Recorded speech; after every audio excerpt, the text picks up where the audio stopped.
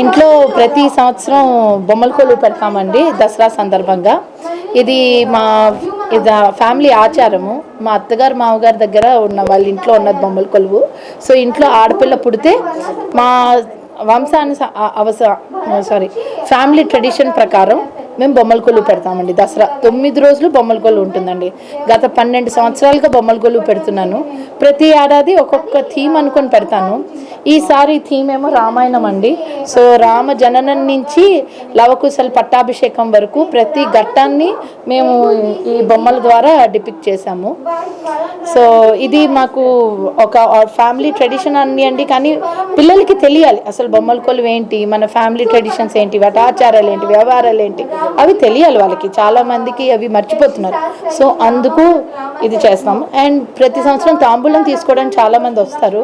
కానీ ఈ ఏడాది కోవిడ్ వల్ల చాలా తక్కువ మంది తెలిసిన వాళ్ళనే పిలిచామన్నమాట తాంబూలం తీసుకోవడానికి. అందుకు కొంచెం అభ్యాసం తగ్గింది, కానీ ఫుల్ ఫ్లెడ్జ్డ్గా ఉన్నదండి.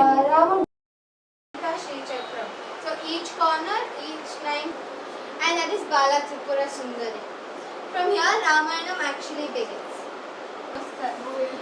పాయసం ఇచ్చి పిల్లలు పుడతారు. ఎందుకు పిల్లలు పుట్టడానికి యజ్ఞం చేస్తారు కదా, అది మన అవుతుంది. అదే సీతా కళ్యాణం. ఇక్కడికి వనవాసం భరత్ పాడుక పట్టాభిషేకం, అది గోల్డెన్ విల్ బి ఇమ్మోర్టల్.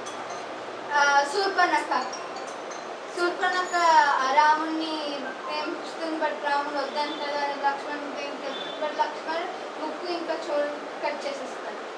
అది లక్ష్మణ్ రేఖ.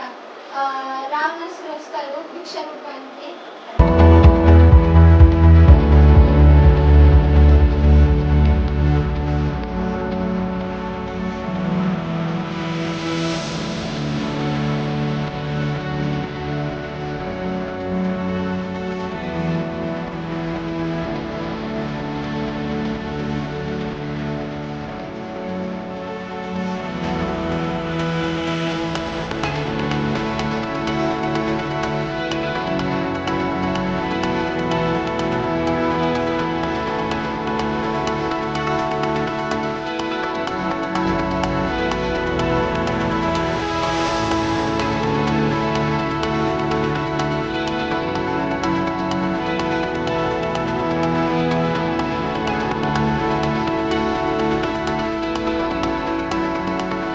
వ్యూవర్స్, వైజాగ్ విజన్ ఛానల్ ని సబ్స్క్రైబ్ చేసుకోండి. మా ఛానల్ అందిస్తున్న జాతీయ అంతర్జాతీయ స్థాయి వార్తా విశేషాలు నోటిఫికేషన్స్ కోసం ఇక్కడ కనిపిస్తున్న బెల్ ఐకాన్ ని క్లిక్ చేయండి.